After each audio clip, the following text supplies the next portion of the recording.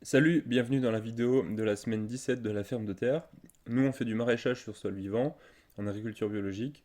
On vous partage chaque semaine les étapes qu'on peut avoir dans notre travail et comme ça vous permet de suivre ce que c'est la vie d'une ferme en maraîchage bio et en agroécologie.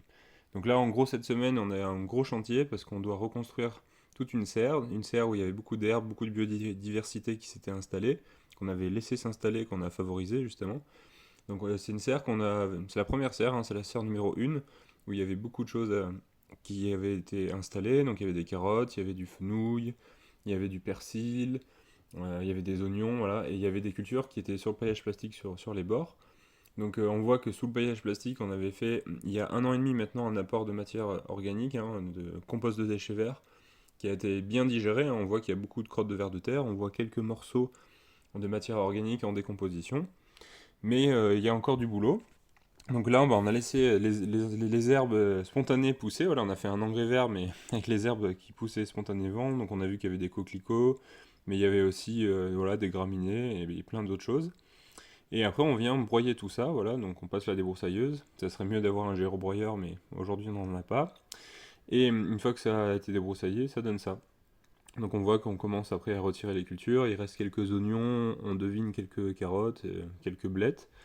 Donc on est venu récolter un petit peu tous ces légumes qui restaient pour pouvoir les vendre, hein. On voit à droite qu'il y a de la roquette par exemple. Et une fois qu'on a fini de les récolter, eh ben, on va venir en fait reprendre le sol parce que c'est ici, on n'avait jamais trop travaillé le sol en fait, hein. Donc il était compacté en profondeur, on le voyait parce qu'il y avait un peu de liseron à des endroits. Donc on vient avec le tracteur et le décompacteur, hein, qui est un griffon en fait, hein, comme on utilise régulièrement. Ça fait le travail d'une grelinette un petit peu mais tiré par le tracteur. Et en fait, ça va nous permettre de venir décompacter cette zone qui a été voilà, beaucoup piétinée. Et surtout que, comme on vous l'a déjà expliqué, voilà, on est en train de reformer les serres. Donc en fait, on avait 5 planches par serre. Sauf que les planches font 1,20 m de large et elles étaient collées au bord, ce qui faisait des planches très larges pour le bord. Du coup, pour gagner en ergonomie, on fait des planches on fait 4 planches au milieu de la serre et on fait des demi-planches de chaque côté, ce qui permet de gagner grandement en ergonomie.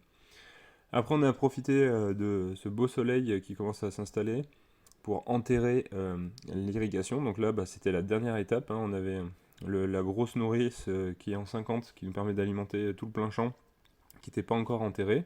Donc on s'est mis à l'enterrer. Et on a fini. Et après, on a commencé à nettoyer une grande zone. Donc là, c'est pareil, c'était un gros chantier de la semaine, hein. Là, on fait des grands nettoyages de zone. Comme on vous l'a expliqué un petit peu dans la vidéo de la visite, je ne sais pas si vous l'avez vu, mais vous pouvez la retrouver en lien ou sur notre chaîne. On mettra en lien dans la description. On a fait une visite de la ferme de terre.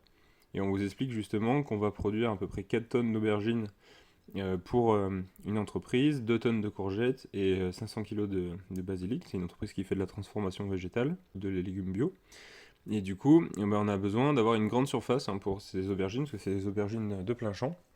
Du coup, on va dédier 28 planches de 25 mètres linéaires à la plantation de ces aubergines. Et ces aubergines, du coup, on va les faire sur toile tissée, donc on va vous montrer un peu comment on fait ces étapes. Donc on vient encore une fois décompacter le sol, parce que pareil, ici, c'est un endroit qu'on n'avait toujours pas décompacté, hein, depuis qu'on avait eu la ferme. On avait mis beaucoup de compost de déchets verts l'année dernière, et ici on a eu 30 kg du mètre carré, et on voit qu'il a été assez bien digéré par le sol. Donc on va quand même pas en rajouter parce qu'on voit qu'il en reste pas mal de la matière organique, mais on vient décompacter le sol pour que les aubergines s'enfoncent bien dans le sol. Et là, c'est sûrement la dernière fois en fait qu'on vient travailler le sol. On voit aussi bah, qu'il y avait des choux en fleurs, hein. Donc c'était nos choux de Bruxelles, nos choux Milan, nos choux blancs qu'on avait récoltés, qui étaient après montés en fleurs et qu'on retire. Et là, on me voit passer le griffon en fait assez rapidement. C'est sur l'herbe en fait là, qui avait repoussé sur des zones de culture. Et en fait, je fais ça pour arracher l'herbe, pour désherber tout simplement. Et après, je viens encore une fois, bah, pareil, hein, décompacter avec le griffon. Et ça, c'est vraiment parce que on doit gagner du temps. Sinon, on aurait fait notre technique habituelle de venir bâcher avec une bâche d'ensilage pour détruire l'herbe. Et parfois, ça suffit aussi pour décompacter le sol. Mais on voit quand même que le sol, voilà, il est plutôt encore compacté en profondeur et qu'il a encore besoin de se mélanger à la matière organique. Donc en fait, voilà, on est encore dans le compromis du départ, hein. On travaille le sol pour ne plus avoir à le travailler et pour mélanger sa structure qui est sableuse, limoneuse avec la matière organique pour le rendre plus performant d'un point de vue nutritionnel, mais aussi structural, ce qui va permettre de mieux collecter l'eau, mieux la retenir, donc il y aura une réserve utile plus importante disponible pour les plantes et une réserve nutritionnelle également. Une fois qu'on a fini, on irrigue tout, on fait un très très gros arrosage, et après on vient ratisser un petit peu, ce qui permet de niveler les planches et de faire en sorte que ça soit plan et plat. Et du coup, quand on va venir installer les toiles tissées, parce que les aubergines, on va les mettre sur toile tissée, parce que les aubergines adorent la chaleur, ça vient d'Inde, hein, cette culture, et du coup, ça nous permet voilà, de venir installer les toiles tissées qui vont permettre d'augmenter la productivité des aubergines, d'en avoir plus tôt en plein champ, et d'en avoir aussi plus tard dans la saison. Donc en gros, là, les premières, on va commencer à les récolter fin juin, début juillet, et ça, c'est grâce aux toiles tissées.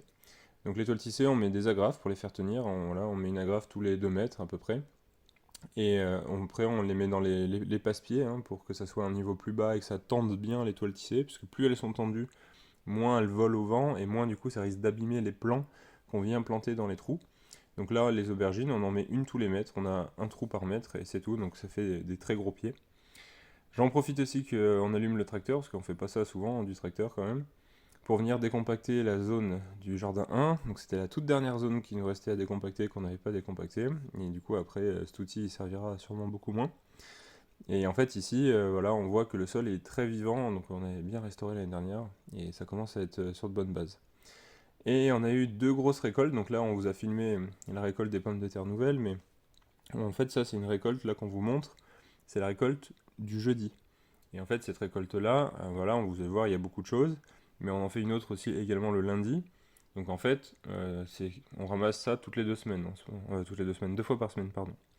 Donc on voit, voilà, il y a de la salade, il y a de la roquette, il y a des oignons nouveaux. Vous avez vu les pommes de terre nouvelles tout à l'heure, ce sont des variétés de Charlotte. Les derniers, céleri rave, les céleri rave violets. Ça c'est très joli, sur l'étal ça permet de mettre de la couleur. Un peu de betterave. On a aussi des carottes, donc c'est des mélanges de variétés. Du persil, donc on fait pas mal d'aromatiques, voilà, persil plat, persil frisé, de la coriandre, des jeunes pousses d'épinards. On a aussi des épinards classiques. Et on a pas mal de salades, encore des épinards. On voit aussi qu'on fait pas mal hein, de jeunes pousses, de verdure, etc. Donc c'est normal, hein, on est fin avril, début mai. Et c'est vraiment, voilà, on mise sur ça, vu qu'on a pas mal de serres, pour avoir quand même de la diversification. On fait également voilà, du mesclun, donc du fenouil aussi.